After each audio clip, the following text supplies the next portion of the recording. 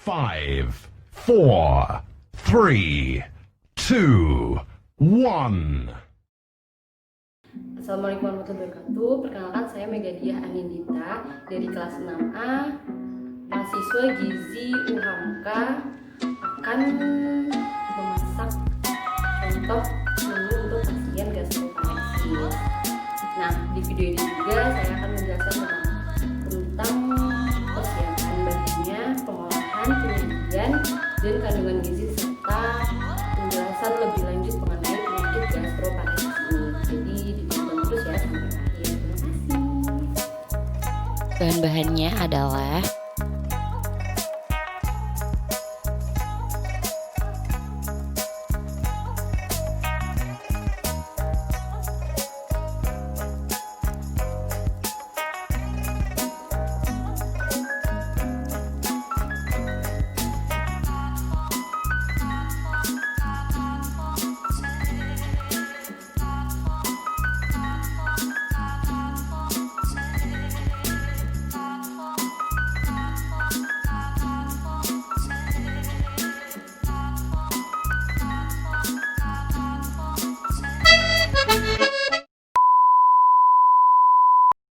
I can't wait for you to come my way. I've been far away, but I'll keep running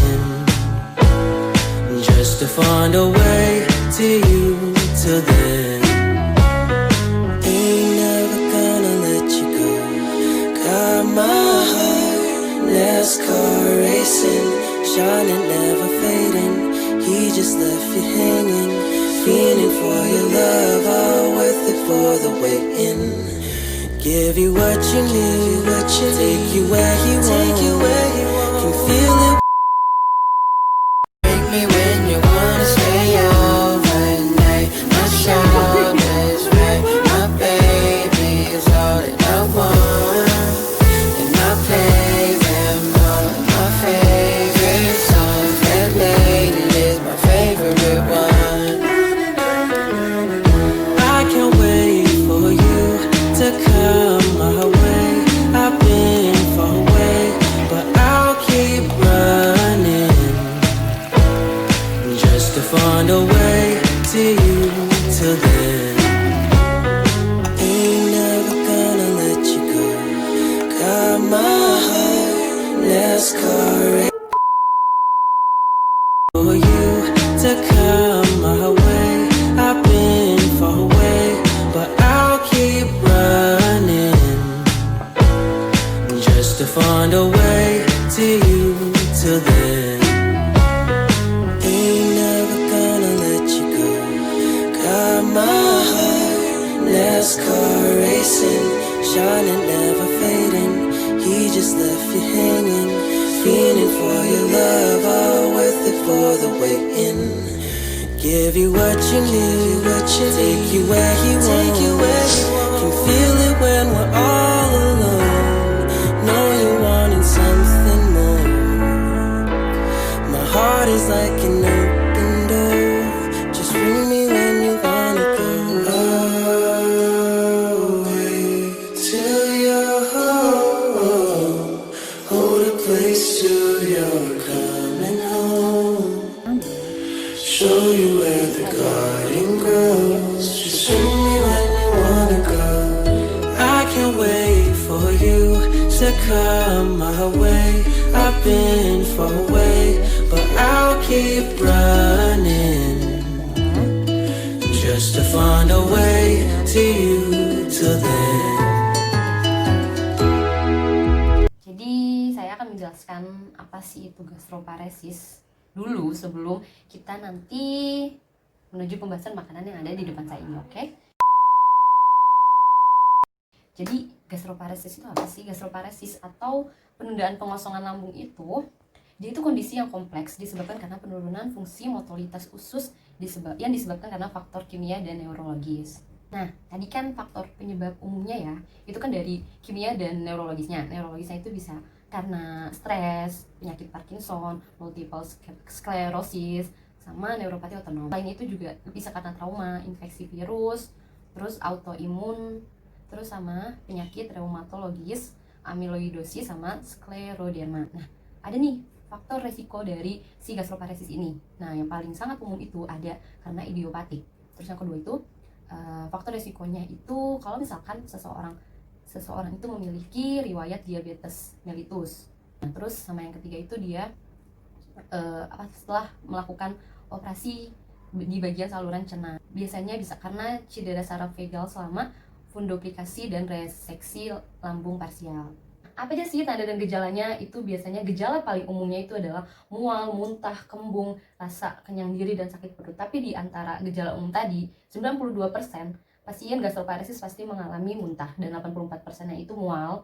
Terus kembungnya itu sekitar 75%, rasa kenyang diri 60%, dan sakit perut itu hanya 45%. Nah, gejala lainnya itu bisa menyebabkan nilai biokimianya itu seperti kadar glukosa darahnya yang tidak menentu, terus kejang di dinding perut kita, terus turunnya berat badan atau malnutrisi.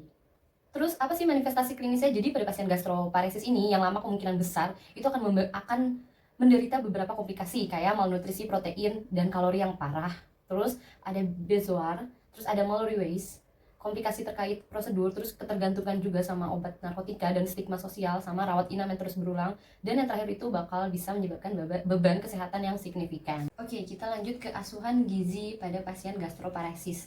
Nah, di asuhan gizi yang pertama itu pasti ada assessment kan. Antropometrinya yang diukur adalah IMT si pasien gastroparesis ini. Kita harus melihat apakah dia ini kurus, normal, atau gemuk.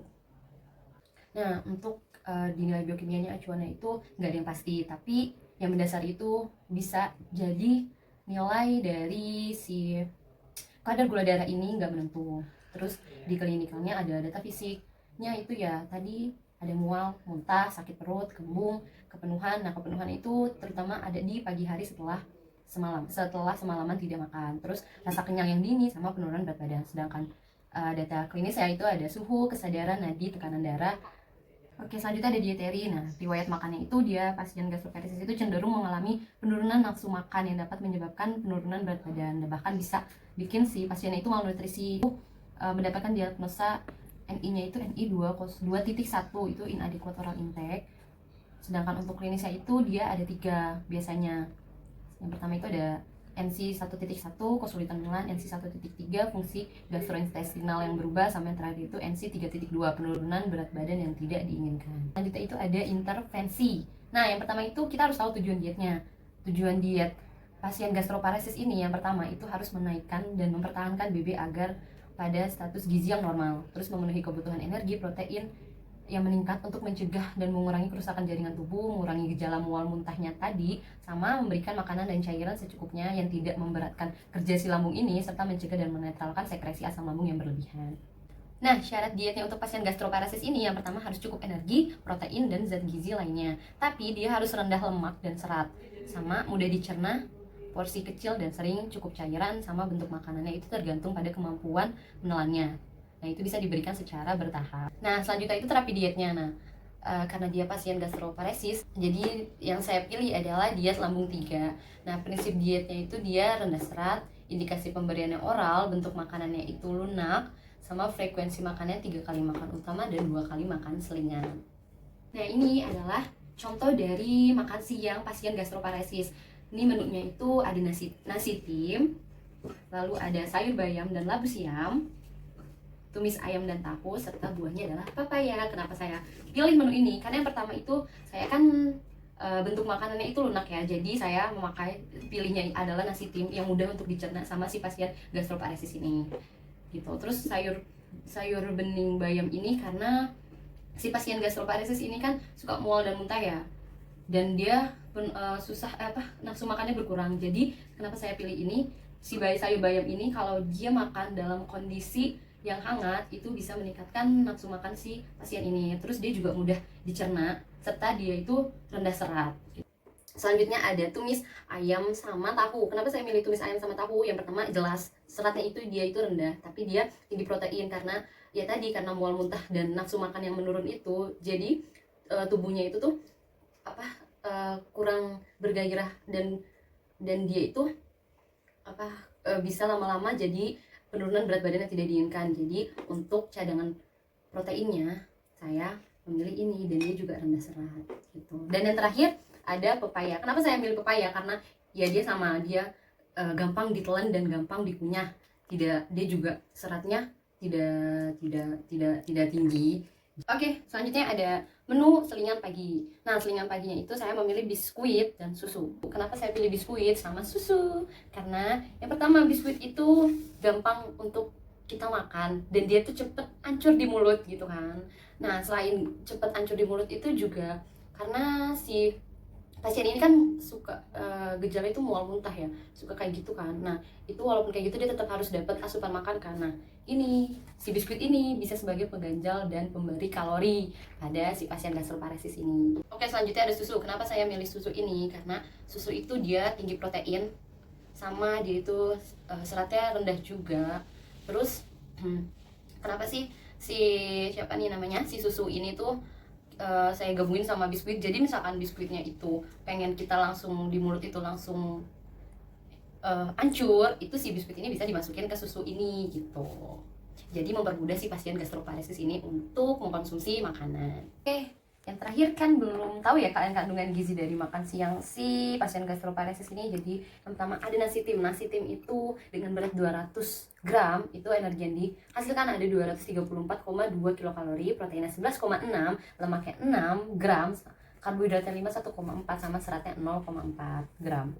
Sementara si tumis ayam dan tahu ini, ayamnya sendiri itu energi yang dihasilkan itu ada 114, proteinnya 10,8, lemaknya 7,6, karbohidratnya 0, dan seratnya itu 0. Lalu ada tahu itu energinya 41,8, proteinnya 4,5, lemaknya itu 2,6, KH-nya 0, dan seratnya pun juga 0,7. Nah, selanjutnya di dalam si ayam dan tahu ini ada margarin. Nah, margarinnya itu energi yang dihasilkan itu ada 63,6, lemaknya 7,2, selebihnya itu dia 0. Terus lalu ada sayur bayam dan labu. Sayur bayamnya sendiri ini energi yang dihasilkan itu 5, proteinnya itu 0,2 gram, lemaknya 0,1 gram, KH-nya 1,1 gram, sama seratnya 0,3 gram. Sementara labu siamnya itu ada 9,3 kilokalori, proteinnya 0,9, lemaknya 0,1, KH-nya 1,8, dan seratnya 0,2.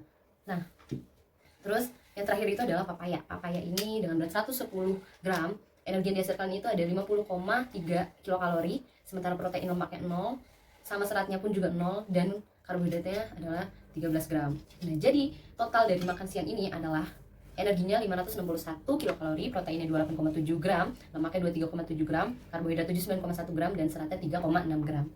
Oke, kandungan gizi dari si makanan selingan pagi ini. Ini total kalorinya adalah 244,8 kilokalori.